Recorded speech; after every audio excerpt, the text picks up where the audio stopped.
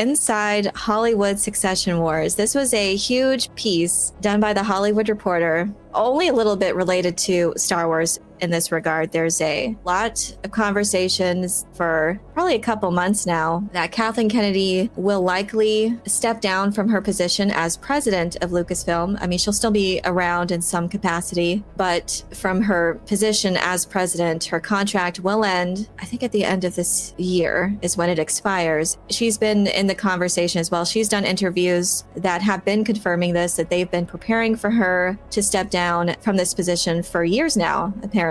And always in the conversation before about who would succeed Kathleen Kennedy, Dave Filoni has always been in that conversation. It has frustrated me to no end because it just feels manufactured when they're broaching the subject of who's going to replace Kathleen Kennedy and they throw around Dave Filoni's name. They always mention that Dave Filoni is George's apprentice, his protege, that he was groomed by George for this someday. And I've never heard those words from George Lucas's mouth. And I've tried. I've looked. And if anyone in the chat, if you've heard anything from George's mouth to confirm that Dave Filoni is his protege and that he was being groomed as head of Lucasfilm one day, please let me know if you found anything. I keep seeing this in reporting. He's in this conversation. He's a prime candidate, George Lucas's apprentice. But it's interesting how this conversation has morphed in recent years as more shows on Disney Plus release. It's interesting how this conversation has shifted away from Dave Filoni's favor, especially since the release of Andor. He does have his fans. I think he has a small but very vocal and dedicated fan base that love Clone Wars, that love his animated stuff in particular. But there are ones that do acknowledge that his live action productions are nowhere near that same quality. I just have issues with Dave Filoni as far as his understanding of Star Wars and the Force, which those comments I have been able to find from George Lucas. As recently as a few months ago, he came out at, I think it was Cannes Film Festival, and said that current Disney Lucasfilm, they don't understand Star Wars and they don't understand the Force. And that was something that people thought, Dave Filoni is so steeped in the lore and the mythology. But George Lucas himself has said they don't understand it. They don't understand the Force. So clearly in his mind, in his view, Dave Filoni's approach is not in keeping with the spirit of what he established. You can see that in different interviews when you hear George Lucas talking about the Jedi and the Force and his themes, and then you hear Dave Filoni, and he has a very different approach. Let's see how different the media paints this now. So it begins saying, Lucasfilm seems likely to follow that path. By that path, they mean promoting from within. Despite speculation about outside candidates, including former 20th Century head Emma Watts, insiders say the company seems most likely to promote from within. The current thinking is a scenario where Chief Creative Officer Dave Filoni and production head Carrie Beck, both Lucasfilm vets, take co-head roles. Even as an arm of Disney, Lucasfilm remains in many ways a family business. And as a George Lucas protege, Filoni long has been considered a golden boy. But the knock against him is that he might be too steeped in Star Wars lore and risk steering a show into dense mythology that loses a broader audience. He's not the Andor guy. He's the Ahsoka guy, says one Disney insider. It follows up by saying that Beck, who joined the company in 2012, knows the ins and outs, but neither she nor Filoni has much film experience, which could be mitigated by Kennedy's continued presence as a producer on certain Star Wars projects, ensuring quality control in the short term.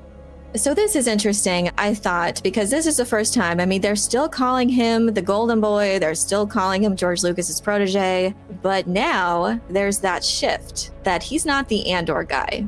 He's the Ahsoka guy.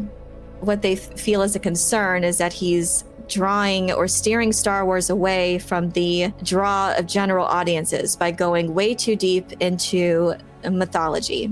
I don't think that means lore mythology. I think it means people are required to watch all of Clone Wars, Rebels, some episodes of The Mandalorian, some episodes of Book of Boba Fett in order to know what's going on in Ahsoka. It also seems, too, that they are making a very clear distinction between the Andor type stories and the Ahsoka type stories, your grounded human space epics, true to Star Wars in spirit. And you have the guy who's just smashing action figures together. That's the Ahsoka guy.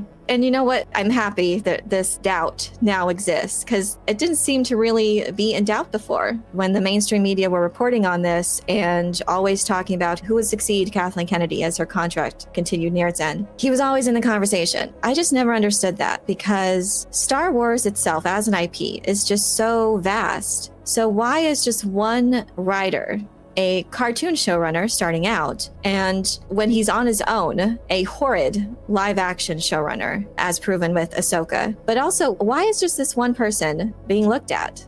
I would say that Timothy Zahn is largely responsible for the continued rise in popularity of Star Wars. Way back in the early 90s, the Thrawn trilogy's massive success was a huge revival for the IP. It was an enormous commercial boon to the franchise, and it paved the way for George Lucas to make the prequel films. And if anyone should be looked at as the golden boy of Lucasfilm, I would say that it's Timothy Zahn, in my opinion. He was so creative. He created great protagonists, new protagonists, and one of the most beloved villains in Grand Admiral Thrawn, while staying true to Lucas's vision and his characters that he made. I think he's fine for animation. He has that experience, but live action is a very different medium of storytelling. And you can tell in certain scenes in Ahsoka that he's approaching this from the mind of an animator. And I think we know that Andor hasn't saved Star Wars, but it has exposed Dave Filoni. When you look at the production quality in these live action shows, and I think a lot of people realize, even his most devoted fans have realized what's possible, realize that maybe Dave Filoni's out of his depth when it comes to live action. And it has exposed all of their subpar content. We knew that all these projects were lesser, we knew that. But then when Andor came around, and everyone, general audiences too, and normies, they could see the difference and they could see what was possible. And it has been abundantly clear how much lesser everything else previously has been. And it has all been produced under Dave Filoni. Everything that has been produced under Disney post George Lucas's departure has had Dave Filoni's fingerprints on it, except Andor.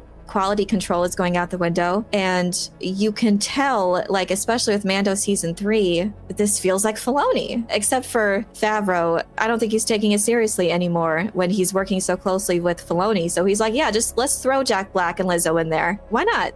It's just not taking it seriously, because that's who he works with all the time. Someone who's not taking Star Wars seriously. And when someone does, like Tony Gilroy, I think Dave Filoni probably wasn't getting along with Tony Gilroy. Tony Gilroy is saying that Kathleen Kennedy had to protect him to make Andor, to make it happen. And I just couldn't help but wondering, who was making your life difficult? Because the fans liked Andor, the ones who watched it, that gave it a chance, that weren't so burned by the previous horrid projects on Disney Plus and the films, and they checked it out, enjoyed it. So who's giving you a hard time? Because it's not the fans, because I say by and large, even in season 1, people liked it. Who is Kathleen Kennedy protecting you from exactly? And I don't think he said specifically the fans, but regardless, it is clear that Filoni was not involved in Andor, and you can tell. It is abundantly clear.